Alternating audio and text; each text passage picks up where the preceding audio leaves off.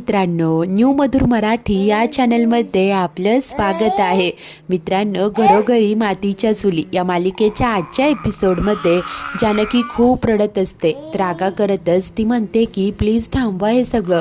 जर का तुम्ही सगळे असंच वागत राहिलात ना, तर मी नानांना दिलेलं वचन कसं पूर्ण करणार? तुमच्या साथीशिवाय ते केवळ अशक्य आहे. प्लीज थांबवा, नाहीतर सगळी नाती कायमची संपतील कायमची, असं म्हणत ती ढसढसा रडायला लागते. आता तिला होणारा त्रास पाहता सर्वांनाच वाईट वाटत असतं. नंतर जानकीला धाप लागते तेव्हा सारंग जाऊन घाईने पाणी घेऊन येतो आणि वहिनी पाणी असं म्हणत तिला पाणी देतो. आता इकडे ऐश्वर्या आणि अवंतिकाही जानकीला शांत करण्याचा प्रयत्न करत असतात. तेव्हाच सौमीचेही डोळे पाणावतात आणि तो बोलतो की I am sorry Avantika, sorry Sarang, मी खूप चुकीचं वागलो. खरं तर मी काय वागत होतं मलाच कळत नव्हतं. माझी खूप मोठी चूक झाली. त्यानंतर सारंग देखील म्हणतो की होय, आय एम सॉरी वहिनी, खरं तर मी घर सोडून जाण्याची भाषा करायलाच नको होती. त्यानंतर ऐश्वर्या देखील सांगते की मी सुद्धा सॉरी ग जानकी, मी प्रत्येक गोष्ट ही अशी मनाला लावून घ्यायला नको होती. आता त्यानंतर प्रत्येकाला आपापली चूक कळालेली असते. पुढे जानकी सांगते की हे बघा, हे सॉरी महत्त्वाचं नाही आहे, तर संकटाच्या काळात आपण एकमेकांच्या साथीला किती उभं राहतो ना, ते महत्त्वाचं आहे. त्यानंतर सौमित्र आता मनापासून अवंतिकाची माफी मागतो. तो म्हणतो की खूप मोठी चूक झाली माझ्याकडनं ग. हे बघ, तुला माझी जी काही हेल्प हवी असेल ना, ती सगळी करायला मी तयार आहे. तेव्हा अवंती त्याचा हात हातात घेऊन सांगते की सौमित्र, तू मला मदत नाही केलीस ना तरीही चालेल, माझा हा हात हातात घे आणि मला एवढंच सांग की तू कायम माझ्या सोबत आहेस, तू मला सपोर्ट करशील म्हणून. मला फक्त एवढंच पुरे रे.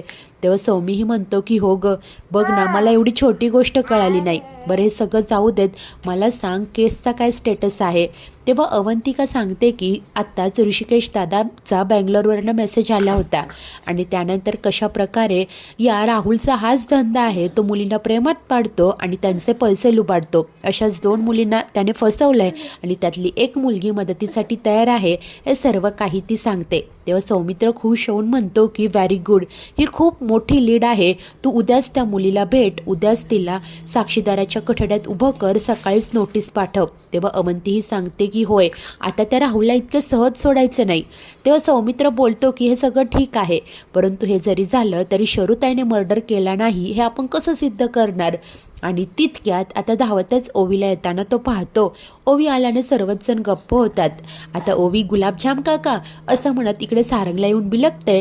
सौमीही विचारत असतो की ओवी, अगं तू कधी आलीस? तेव्हा ओवी सांगते की आजच आले. पण तुम्ही सगळे असे गप्प का झालात? काय झालंय? काय बोलत होतात तुम्ही?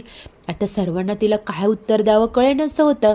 तेव्हाच सारंग विषय बदलत म्हणतो की काय नाही ग ओवी, मला सांग ना, तुझा समर कॅम्प कसा झाला? मज्जा आली ना तिकडे? तेव्हा ओवी आनंदाने म्हणते की आमचा समर कॅम्प खूप मस्त होता आणि मला ना तिथे कार्तिक देखील भेटला. हे ऐकून सर्वच जण चकित होतात. जानकी विचारते की काय, तुला कार्तिक भेटला तिकडे? काय म्हणाला तो? काय बोलणं झालं तुमच्यात? तेव्हा ओवी सांगू लागते की तो ना खूप सॅड होता. त्याला ना त्याच्या बाबांची खूप आठवण यायची. तो काकांना फोनही करत होता, पण काकांना फोनच उचलत नव्हते. त्यामुळे तो खूप रागावला आणि तो मला म्हणत होता की यापुढे ना मी आता बाबांशी बोलणारच नाही म्हणून. हे सगळं ऐकून जानकीचं ऊर दाटून येतं. तिला अश्रू अनावर होतात आणि रडतच ती निघून जाते. त्यासरशी जानकी व अवंतिकाही जानकीच्या मागोमाग येतात. रूममध्ये येऊन जानकी रडत असते. तेव्हा अवंती समजावते की वहिनी प्लीज सावरा स्वतःला, जरा शांत व्हा ना. तेव्हा जानकी म्हणते की अगं, तो कार्तिक त्याच्या बाबांची वाट पाहतोय ग.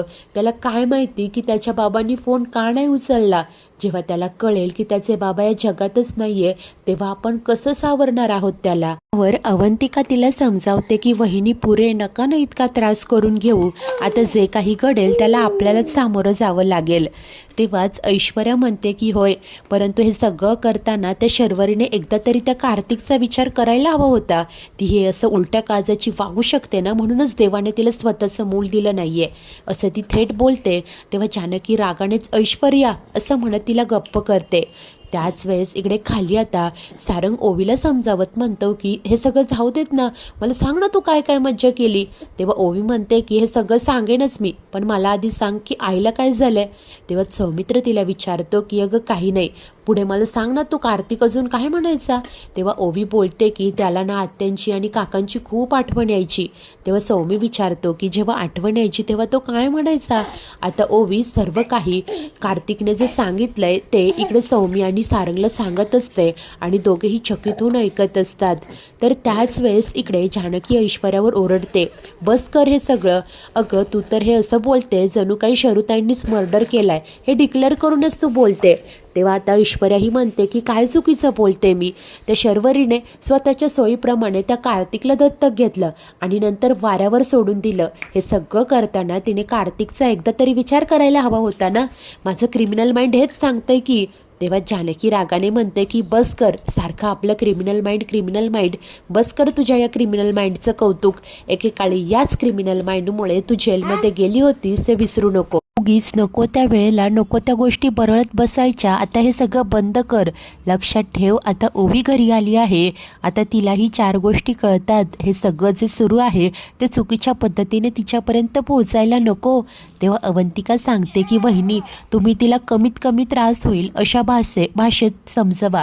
जानकी बोलते की होय, आता तेच करावं लागणार. आता त्यानंतर इकडे खाली असताना सारंग ओवीला विचारतो की शाळा कधी सुरू होणार आहे? ती म्हणते की उद्या. सौमी म्हणतो की हो ना, मग आता मज्जा पुरे झाली, शाळेची तयारी करा, अभ्यासाला लागा. ओवी होकार देते, तिथून निघून जाते. तेव्हाच तिथे आता जानकी, अवंती आणि ऐश्वर्या येतात.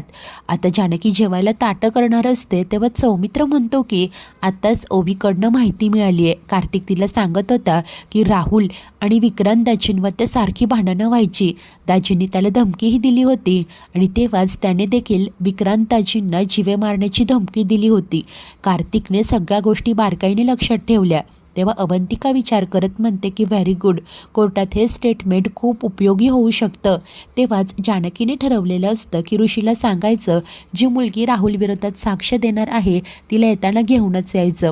आणि चहूबाजूंनीच राहुलला आता हे सगळे कोंडीत पकडणार असतात. अवंती बोलते की लेट्स सी उद्या कोर्टात काय होतंय ते. त्यानंतर दुसरा दिवस उजाडतो. स्थळ असतं जिल्हा सत्र न्यायालय. कोर्टाची कारवाई सुरू होते. शरू कठड्यात उभी असते. जज येऊन सांगतात की कारवाईला सुरुवात करा. तेव्हाच अवंतिका उठते आणि जज साहेबांना सांगते की हे जे काही घडलंय त्यासाठी मला एका सिक्वेन्समध्ये गोष्टी मांडाव्या लागणार आहेत.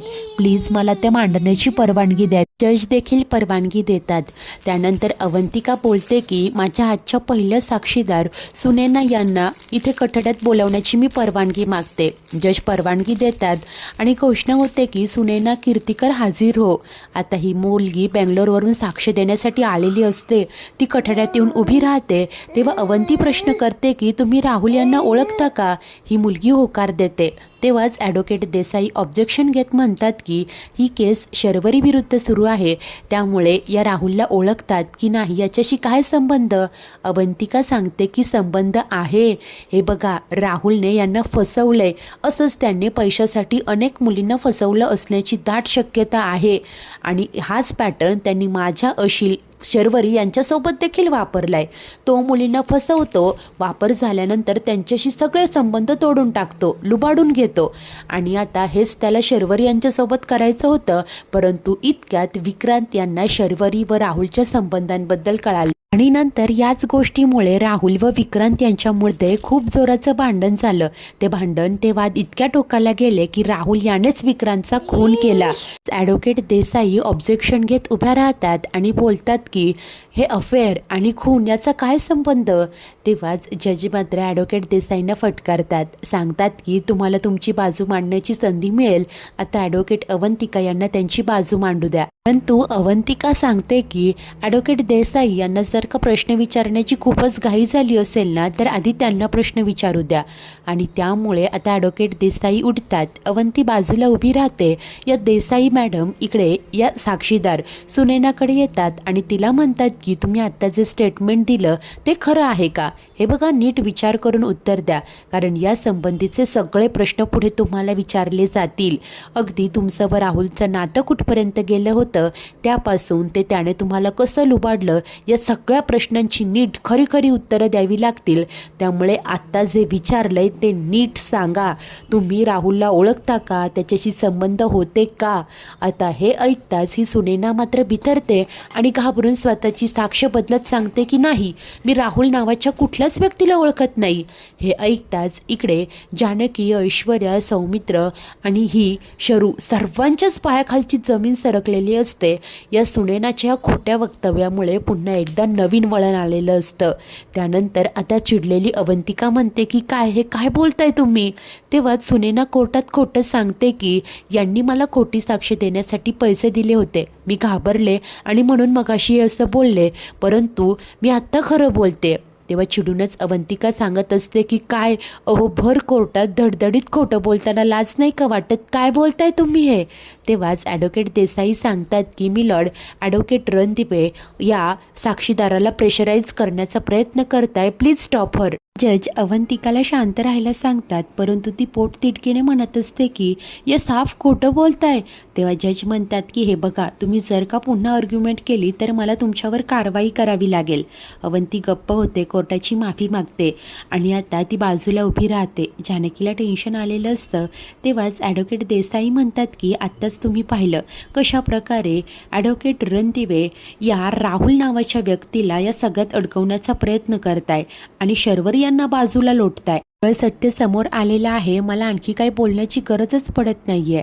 तेव्हा आता अवंतिका म्हणते की आय ऑब्जेक्ट मिलॉर्ड, या राहुलला याआधी देखील संशयित म्हणून अटक झाली होती, फक्त पुराव्यांअभावी तो सुटला होता आणि त्याच्याकडे विक्रांतला मारण्याचा मोटिव्ह होता हे देखील तितकंच खरं आहे. आज जज मात्र फटकारत सांगतात की मग तसं सिद्ध करणारे पुरावे कोर्टात सादर करा. आता या केसची पुढील कारवाई पुढच्या तारखेला होईल. द कोर्ट इज ॲडजंट असं बोलून आता कारवाई समाप्त होते. जानकीच्या पदरी मोठी निराशा आलेली असते. सर्वच जण खूप हतबल असतात. मित्रांनो, आजचा एपिसोड इथेच संपतो. तर पुढील भागात बाहेर आल्यानंतर जानकी म्हणत असते की मला असं वाटतंय की आपल्याच हातून काहीतरी निसटतंय, काहीतरी राहतंय, आपण कुठेतरी चुकतोय आणि सर्वच जण यावर खूप विचार करत असतात. त्यानंतर घरी असताना अचानकपणे अवंतीच्या पोटात दुखायला लागतं. तिला हॉस्पिटलमध्ये ॲडमिट केलं जातं. सर्वजण काळजीत असतात. तर जानकी विचारत असते की काळजीचं काही कारण तर नाही आहे ना? तेव्हा डॉक्टर सांगतात की नाही, परंतु यांना आराम करावा लागेल. त्यानंतर आता सौमीही तिथेच असतो. जानकी त्याला म्हणते की अवंतिकाऐवजी उद्या कोर्टात तुम्ही लढाल का? परंतु सौमित्र स्पष्ट नकार देतो. तो म्हणतो की नाही वहिनी, मी अवंतिकाला या अवस्थेत सोडून कुठेही येणार नाही. तेव्हा आता जानकी म्हणते की आता उद्या कोर्टात केस कोण लढेल हाच प्रश्न आहे. मित्रांनो, अखेर उद्या कोर्टात अवंतिकाऐवजी नक्की कोण या शरूची बाजू मांडणार? हे सगळं काही जानकी कसं जुळवून आणणार? नक्की मिसिंग पॉईंट काय आहे ते ती फाइंड आउट करू शकेल का? या सुनैनाने येऊन मध्येच भलताच घोळ घातलेला आहे. जानकी हे सगळं कसं निस्तरणार पाहणे उत्सुकतेचे असेल. अशाच नवनवीन भागांच्या डेली अपडेटसाठी आपल्या न्यू मधुर मराठी या चॅनलला नक्की सबस्क्राईब करा. धन्यवाद.